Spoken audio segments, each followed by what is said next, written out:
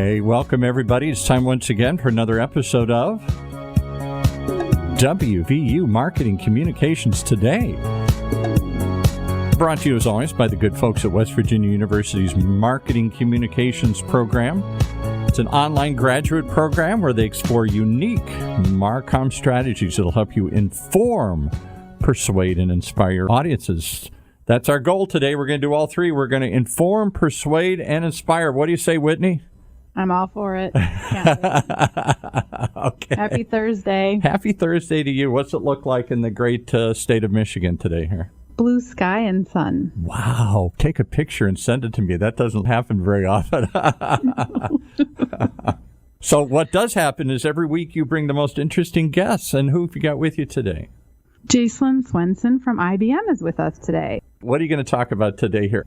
A tale of two brands, the business and yours. We're going to talk about brands, the business brand and your own brand, and how COVID-19 is challenging our businesses and our careers at an unprecedented rate. All right, let's bring her in. Jacelyn, are you there? I am here. Thank you. And you're with IBM? I'm with IBM, yes. IBM. There's a brand that's been around for how long? 1,000 years, it seems like here. Well, it feels like 1,000 years sometimes, but 109 to be exact. Wow. And it's certainly gone through a reimagining of its brand through the years. Oh, we've gone through lots of transformations, yes. It's important. Every brand should go through a transformation. I'm going to do a little intro for Jacelyn. She leads the strategic partnerships and events for IBM Corporate Communications, working with senior leaders across the business to drive IBM thought leadership. Previously, she led global brand programs for the corporate marketing team, where she created social, digital, and immersive experiences that made the IBM brand more relevant and engaging with its stakeholders. She also developed community-based marketing, communication initiatives, led global teams that generated award-winning market presence, and delivered sales pipeline and exceeded revenue targets for the IBM software group. And prior to that, she held marketing communication leadership positions at GE. So we're super thrilled to have her and can't wait to talk about the tale of two brands. So Jacelyn, welcome. Thank you. Thank you so much for having me today. Do you want to give a little bit of why you wanted to talk about this session, a little bit of the tale of two cities, best and worst of times, and then we can kind of roll into the questions? Yes. Well, thank you, Whitney. I'll be happy to do that. It struck me that Charles Dickens' Tale of Two Cities was very much on my mind, and I was thinking about that as I was considering my favorite topic, branding, and I've done that for the majority of my career. And, you know, to steal from Charles Dickens, to be exact, it was the best of times, it was the worst of times. And I think COVID-19 is challenging businesses and careers at such an unprecedented rate, as you mentioned. And it's requiring organizations to transform in order to meet previously unfathomable needs of their stakeholders. It's requiring new skill sets, requiring new ways for us to deliver experiences in a virtual world. And it's demanding that we respond to these changes at ever increasing rates. So that's where I was coming from. I think it requires that we look at our business brands and ensure that what our business brand is projecting and what our personal brand is projecting is going to determine and help define if this is going to be the best or the worst of your time today in COVID. For sure. And our brand role during COVID has had to shift a bit. And so how do you see that shift in the role of the brand in today's COVID world changing? Businesses are being challenged on all fronts. I think we're all witnessing that from various angles. And the strength of the brand is going to determine how quickly that business can pivot. It's a question we have to ask ourselves. Is the content you're delivering or the campaigns you're running or the experiences you're creating, are they reflecting the brand, a brand that is listening to its stakeholders? And in the context of stakeholders, I'm talking about your employees, your customers, your partners, investors, your local communities, even society as a whole. And especially that couldn't be more true than the world we're living in today in this COVID virtual world. So how does a brand look at their stakeholders and figure out how to continue to be relevant or evolve given all of those changes? Oh, that's a great question. I guess the first thing I would say is to ask yourself and your teams, does the core idea of your brand stand apart from your competitors? And then look at how you're experienced in a virtual world. And you might find perhaps you're not being experienced as well as you should, because that's where experiences are happening today in that virtual world. I would just suggest that now is the time to double down. Listen to those stakeholders, really listen and act. Your brand should be central to all the decisions you're making on all your programs and your campaigns and even your communications platforms. I would suggest don't hesitate to shift resources and budget to meet your brand promise with the backdrop we're experiencing today. The key thing here, Whitney, is that your stakeholders are watching, and the stakes are really high in what I think we're all seeing in today's cancel culture. So very, very important that you're true to your brand and that you project that accordingly. I agree 100%. Are there any examples of companies that are doing it well or emerging trends that you believe they should be leveraging as you stay true to your brand in this super important time to be, living our values and following through with them and being relevant, which is difficult? I won't list companies that are doing it particularly well. That could be very subjective, but I will talk about some emerging trends. How about that? Sounds great. Because I think COVID has had an enormous impact, as an example, on events. And so from my perspective, what I'm seeing is that the media and industry conveners have had to reinvent what events look like, frankly. So gone for now are those week-long and the pricey registration for these big industry and trade shows. If they haven't been canceled, then they have been replaced with shorter, virtual, and free events that are featuring marquee, headline-grabbing speakers. This is so the organizer can attract attendees because it's a real saturated virtual market right now. And the other thing I'm seeing is that since travel has been curtailed, many executives are making themselves available to virtually attend and speak at more events. So the question to ask as you're looking at your brand and on behalf of your brand is, are your executives availing themselves for these opportunities? Because these today are ideal platforms for your senior leaders to demonstrate to their stakeholders that they are prioritizing, they're innovating, pivoting, hesitate to use that, I know it's probably overused, and they're leading, most importantly, they're leading with humanity. The other thing I'm seeing too is that with these virtual platforms and speaker opportunities, generally a keynote would be like 30, 45 minutes long, followed by a 10 to 15 minute Q&A. What we've seen is that has flipped. Now it's about a 15-minute keynote, if you can imagine that, followed by a 30 to 45-minute Q&A.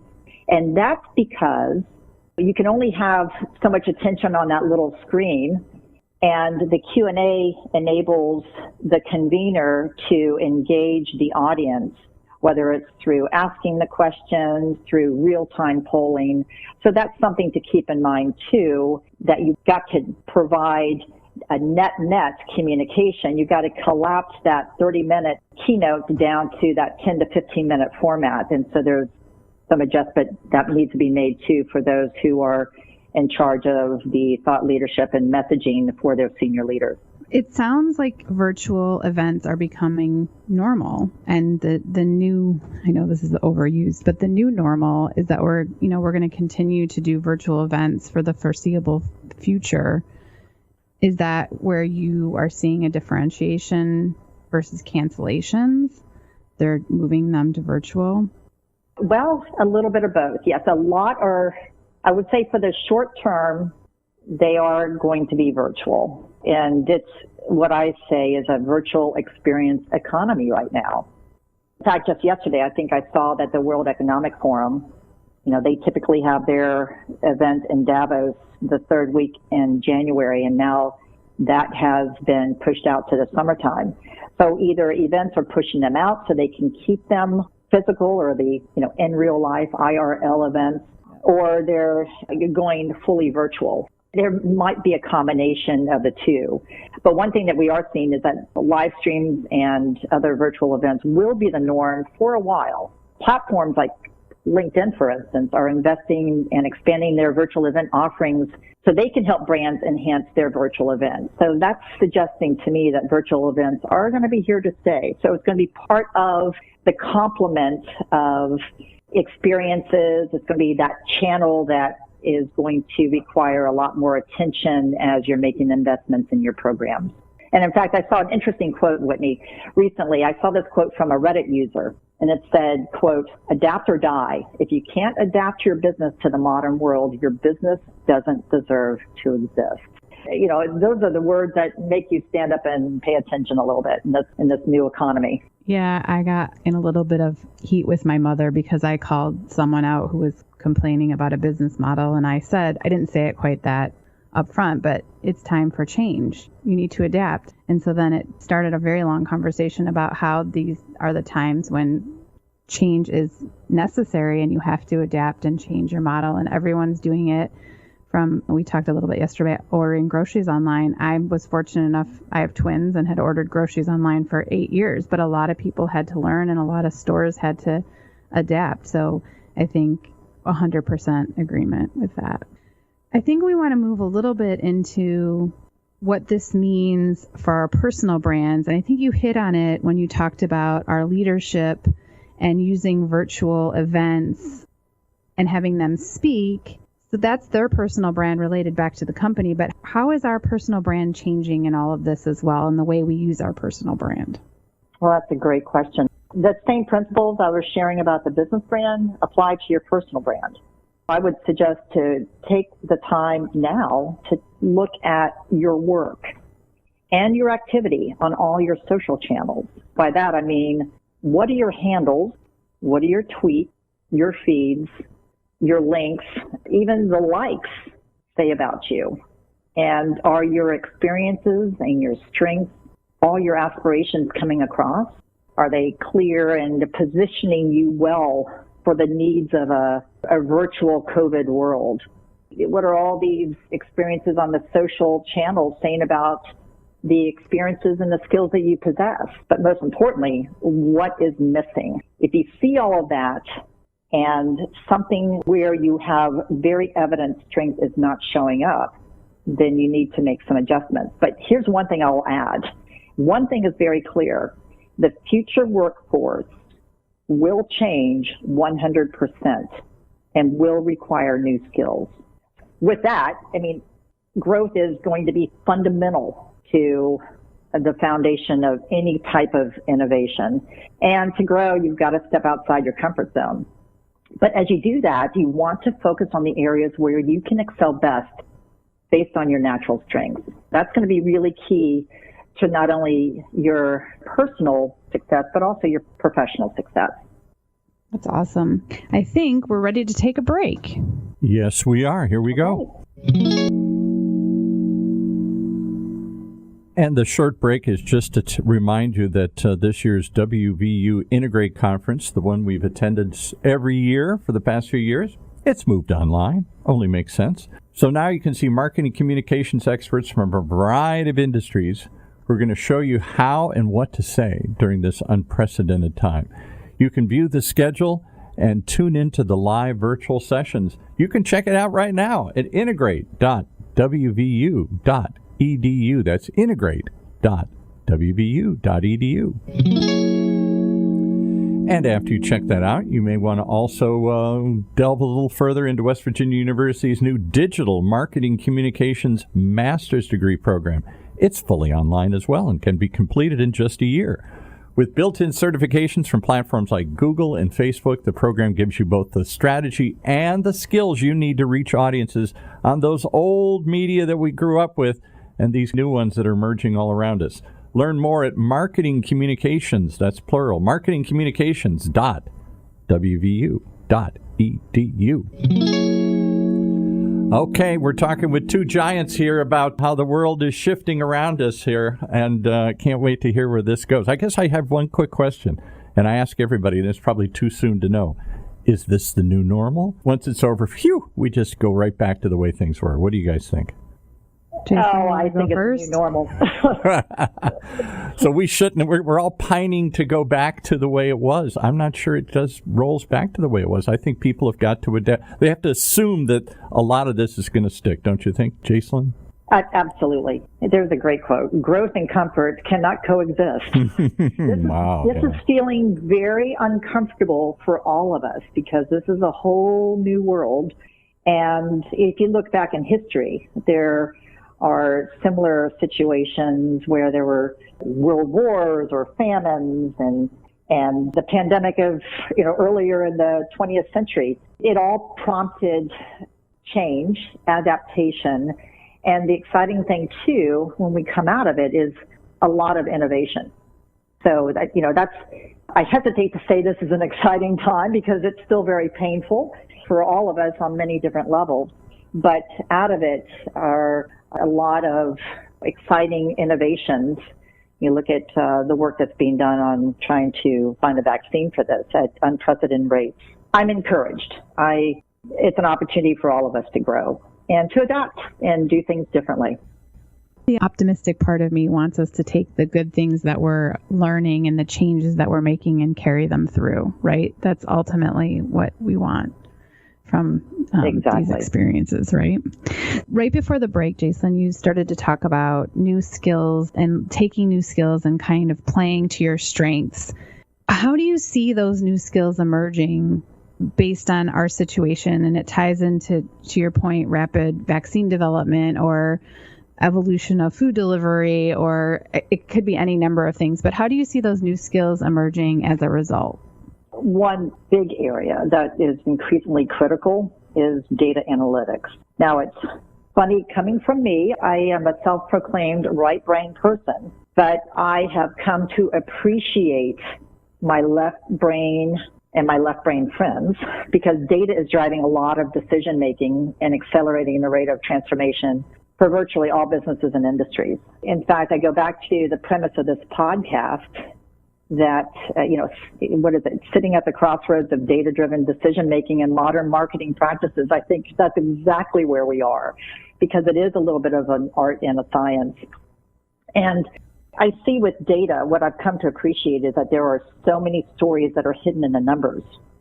And as I mentioned, what we do is an art and a science. It's important that we incorporate some element of being data-driven in terms of our decision-making, in terms of our tracking, how, what we're doing, and in the context of our business, the success of the campaigns and the programs that we're running. But it's important to not be so data-driven that it's at the sake of emotional intelligence, because emotional intelligence also is extremely important. It's being heralded, I think, as one of the most important characteristics for today's successful leader. So it's going to be a real delicate balance. Again, it's that art and science, that right brain and left brain, and leveraging what you can discern from the data to tell a better story and to be a more compassionate leader in the process. You hit on something that I'm super passionate about, which is PR practitioners or communication practitioners typically have high emotional intelligence, and we use a lot of reading, learning, lifetime learners and experience to help us make good decisions. What we need is the balance of those emotional intelligent instincts and data, right? It's the art and the science coming together that helps us optimize our performance moving forward. And I'm super passionate about it because it's not saying that you don't have great emotional intelligence. It's balancing that emotional intelligence with data. I agree. Exactly. 100%. Another trend I see is digital. We've talked about it for the reasons I listed earlier. As we're all realizing, gone for now is that in real life experience, that IRL we see, a new acronym. And of course, we hope it's all going to come back. But until it does, virtual is going to be key and continue to play a key role in the work that we do. And whether that's in the industry events or trade shows, company shareholder meetings, media conferences, or product announcements, for instance, I would encourage the listeners to ask yourself, do you have the skills necessary and the access to the technology platforms that will help you envision and lead and execute these initiatives in a virtual world? And do you know how to show up on screen? I know that sounds so basic, but I can't say enough how important it is to look interested and contribute to the discussion, because, and I think we're all guilty of this, we ourselves get so distracted by the person on the screen. And do you find yourself looking in their background? You know, what are the books on the shelves? Many of us are working from home these days, and there's a greater understanding of the background noises from children and dogs. And my only recommendation is to do whatever you can to control what you can, and just know that we're all in this together, and there is that shared understanding. But don't forget that the mute button is your friend.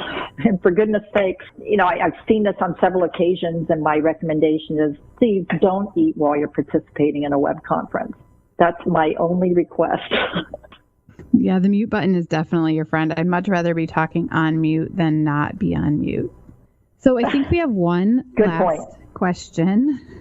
What are some immediate steps that you think we could all take to prepare and be with these changes? And you touched it a little bit earlier on our personal and our brands, but I want to just some quick steps you think we can take to make sure we're learning and growing during this crazy time. Well, I've put together what I call my 3 R's, because what was prompting me to think about this is the godfather of personal branding, Tom Peters, said you need to be the CEO of your career.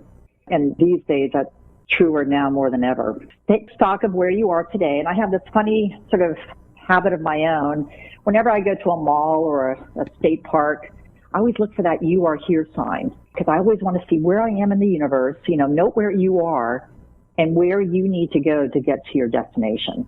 Maybe it's because I love to read maps, so that's a little bit about me. But the 3 R's are reassess, reinvent, and respond, so you can stay relevant, because it's all about being relevant today. First, with reassess, be willing to give up what is no longer relevant and learn new skills. You want to think out of the box. There's a lot of noise out there. You got to rise above the din. And I actually saw another quote the other day on one of my feeds. One of the most extraordinary aspects of our humanity is our capacity to learn, grow, and change. So that's a little encouragement for folks who think they can't do it. Well, you can, because you've got that enormous capacity. And second, I would say reinvent. Commit to learning something new every day. And I know that probably sounds trite, but it could be as simple as a new word. It could be as complex as a new technology like 5G. What does that mean for you, your business, your career? Or something in between, like a new killer app. And I would say the plus side of the pandemic, there's a lot of plus sides if we stand back.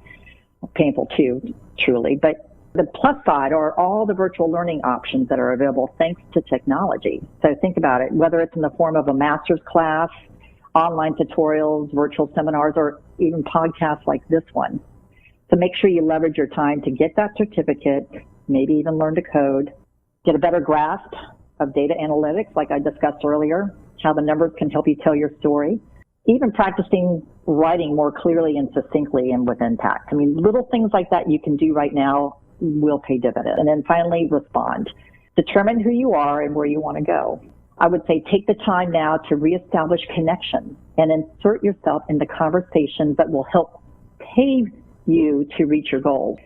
I saw somewhere that the next killer app is the phone, and I can't agree more. In fact, I even tweeted about it. A conversation is much more personal and can be a lot more productive than an email or a text. Give that a try. And believe me, it will pay dividends during these COVID times. So those are my 3 tips. That's awesome, Jacelyn. It's a great way to end it. Leverage your connections. Thank you for connecting with us today. I super appreciate it. It was awesome to speak with you. And we're done for today. Okay.